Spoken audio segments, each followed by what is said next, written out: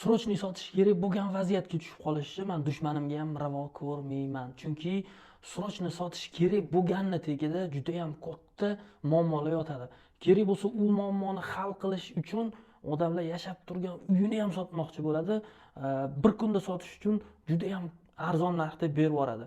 Misol uchun qo'ni-qo'shnilari 100 ming deyotgan bo'lsa, bu 70 ming, 80 ming, kerak bo'lsa 60 mingga berib yuboradi.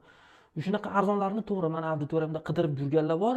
Ular yaxshi niyatda uy-joy qilaman deganlar. Misol uchun siz katta uyingizni ikkita kichkina uyga alishtirmoqchisiz, lekin srochniy deb reklama qilyapsiz.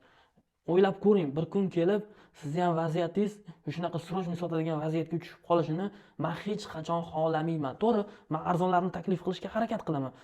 Faqat sizlarni поддержкanglar juda ham muhim. Like bosishinglar kerak, tarqatishinglar kerak, podpiska bo'lib qo'yishinglar kerak.